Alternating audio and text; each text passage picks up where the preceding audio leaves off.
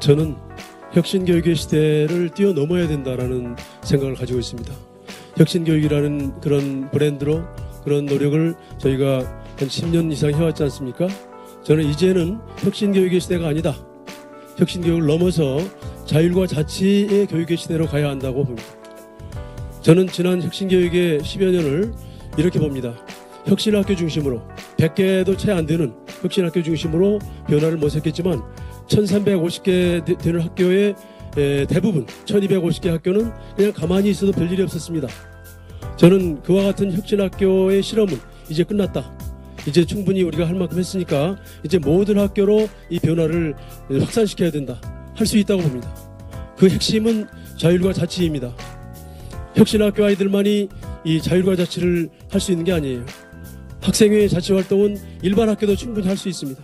그동안에 우리는 학생 인권을 보호한다는 그런 조례를 만들고 여러 가지 노력을 했지만 우리는 모든 학교의 변화를 만들지 못했습니다.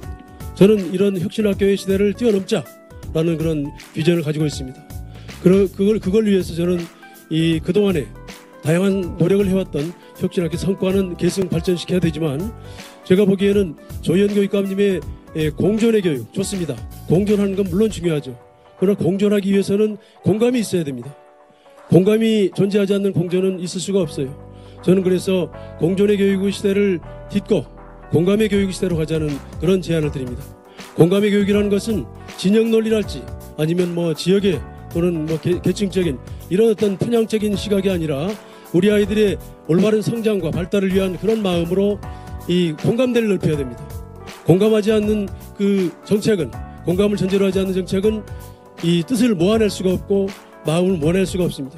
저는 서울의 모든 학부모들, 교사들, 학생들의 마음을 모아야 된다고 보고 그 마음을 모으기 위한 핵심, 저는 고리로 자치를 들고 싶습니다. 우리 모든 아이들은 어른보다 훨씬 더 자율과 자치를 할 수 있는 능력이 있다고 봅니다. 그동안에 우리 혁신교육의 시대에 그것을 끄집어내고 발달시키지 못했지만 저는 할 수 있다고 봅니다. 제가 서울의 장승중학교에 있을 때 아이들의 학생회, 자치활동, 동아리활동을 멋지게 해낸 적이 있습니다. 저는 지금은 훨씬 더 잘할 수 있다고 봅니다. 이런 자율과 자치교육의 시대를 저는 열기 위해서 저는 이 그동안에 혁신학교에서 있었던 많은 노력을 그대로 발전시키는 게 1차적이라고 봅니다.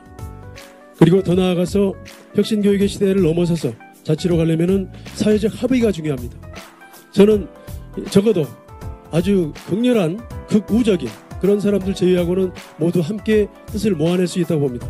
저는 그래서 서울교육의 사회적 합의를 위한 노력을 하려고 하는데 핵심은 저는 서울교육 발전 원탁회의라는 것을 제가 바로 들어가는 순간 그걸 제일 첫 번째 과제로 만들어서 시작하겠습니다. 서울의 모든 사람들이, 서울의 학부모, 학생, 그 정치인들, 국회의원들, 지자체 모두 참여해서 서울교육은 어디로 가야 되는가에 대한 합의를 도출할 예정입니다. 제가 2012년에 박원순 시장과 강노현 교육감님 그리고 2014년에 조희연 교육감님과 박원순 시장 함께 선언하는데 그 선언의 코디네이터 역할을 제가 했습니다. 저는 이런 공동선언을 통해서 서울의 커다란 교육에 대한 합의를 만들어낼 수 있다고 봅니다.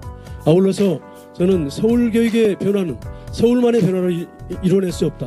따라서 서울이 변화되려면 전국 교육감, 교육청들이 함께 변화되어야 되고 교육부도 함께 가야 됩니다. 따라서 저는 이 교육 대전환 포럼이라는 일종의 포럼을 구성해서 전국의 큰 뜻을 함께 모아내도록 하겠습니다. 감사합니다.